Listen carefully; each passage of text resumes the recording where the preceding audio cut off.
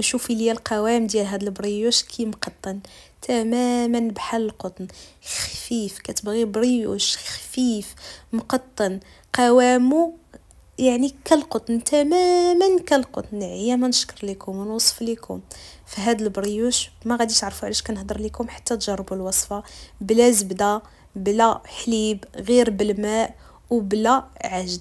ما تدلكيش العجينه، غتخلطي غير العجينه وغتحصلي على هذا القوام الرائع. لتحضير الوصفه غنحتاجو 2 كيسان عامرين من الماء الدافئ اللي نضيف ليهم الفانيليا سواء السائله او البودر. انا استعملت كيس واحد من سكر مناسب من نكهه الفانيليا، ونضيف 7 ملاعق كبيره من السكر.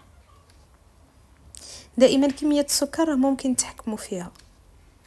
ونضيف ملعقة كبيرة مملوءة جيدا من خميرة الخبز.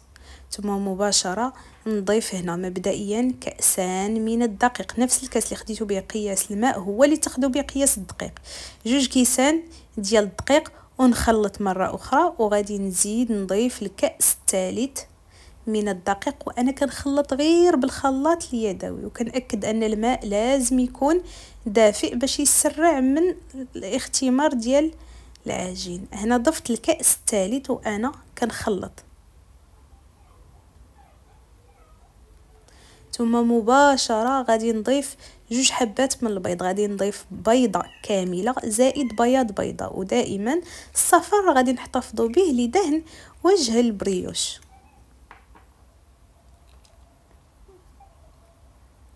هنا وضعت البيضة الكاملة وضفت البياض بيضة، والصفر غادي نحتفظ به لدهن الوجه. وغادي نحرك مرة أخرى غير بالخلاط اليدوي.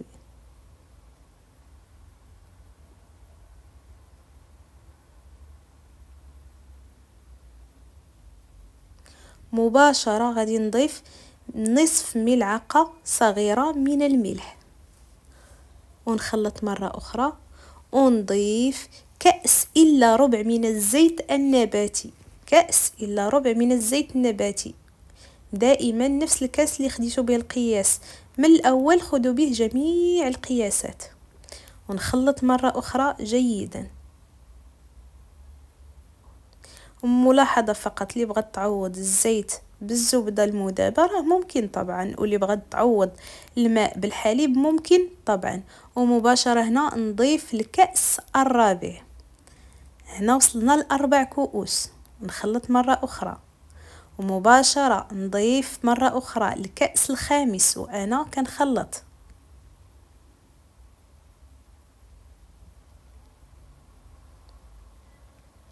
وغادي نضيف الكأس السادس. وصلنا ل6 الكيسان.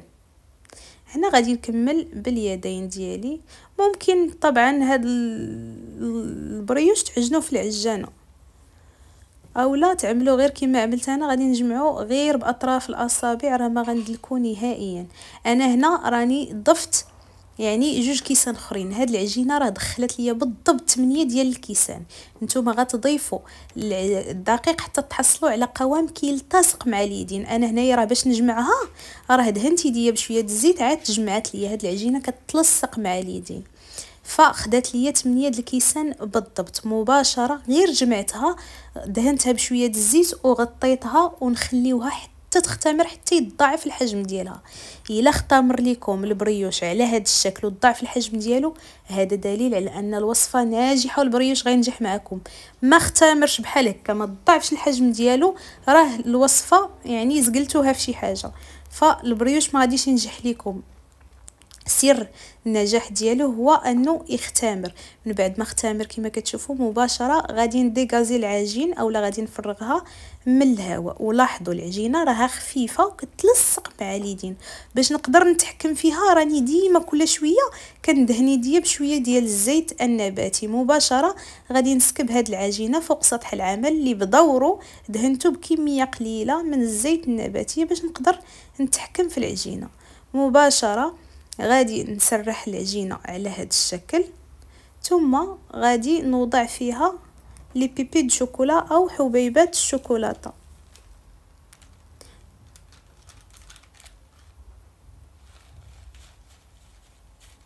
فتقريبا عملت واحد 100 حتى 120 غرام من حبيبات الشوكولاته. هذه خطوه اختياريه، راه ما بغيتوش ممكن تعوضوا هاد الحبيبات الشوكولاته غير بالنافع والزنجلان وتحضروا القراش البلديين عادي. وكنطوي على هذا الشكل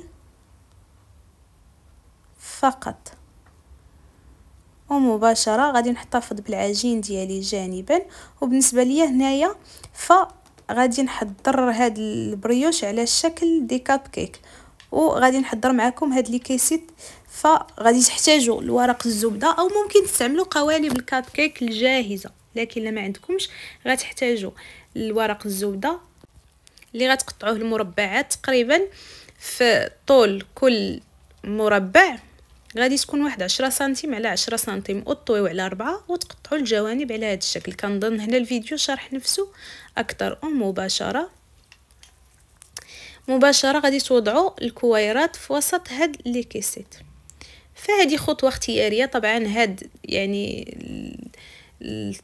البريوش في قوالب الكاب كيك طلع ترند مؤخرا، داكشي علاش شاركته معكم في القوالب ديال الكاب كيك. كيف ما راه ممكن تحضروه على شكل بريوش عادي، لكم الحريه. لكن صراحه في هاد قوالب الكاب كيك كيجيو زوينين، وايضا ممكن تعطيوهم هكا للوليدات في الكوتي.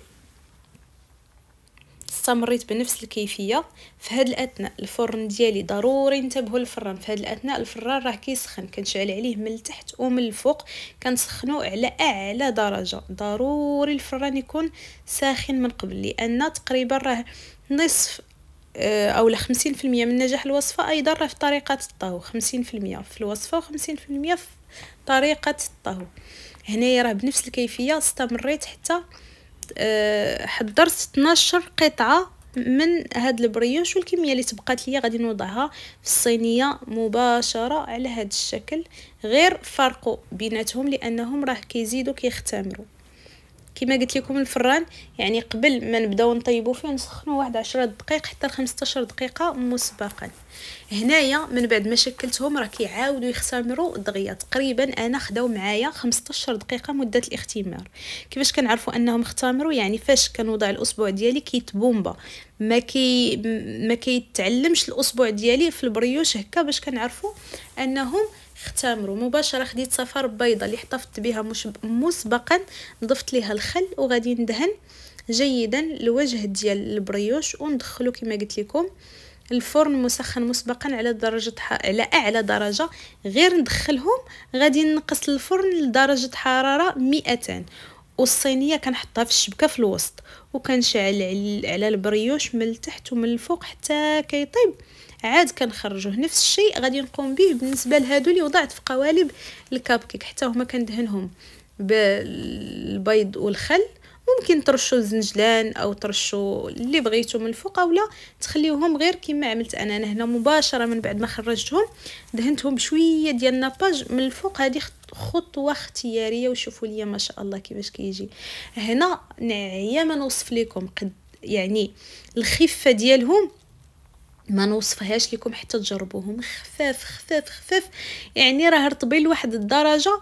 للاسف هنا الفيديو راه ما واضحش القوام ديالهم بتاتا في الفيديو. يعني انا دابا هنايا فاش كنشوف الصور مقارنه يعني في الواقع راهم رطبين حرير قطن بما للكلمه من معنى، وخفاف خفاف ومهويين. وبالنسبه لهادو راه كيجيو بحال لي كيك، يعني ما تعرفوا واش كتاكلوا بريوش اولا كتاكلوا كيك، كيجيو بحال الكيك الاسفنجي. نتمنى من كل قلبي تجربوهم. وبالنسبه لطريقه التزيين انا هنايا غادي ناخذ سكين وغادي نحاول نشكل علامات زائد، ثم غادي نوضع هاد صلصه الشوكولاته اللي حضرت معكم مسبقا في الفيديو السابق. راني حطيت لكم هاد الوصفه على شكل شورتس او فيديو قصير، راه حطيت لكم هاد الوصفه عمرتهم من الوسط. هنا كميه انا عمرتها من الوسط وكميه خليتها كما هي، فلكم الحريه.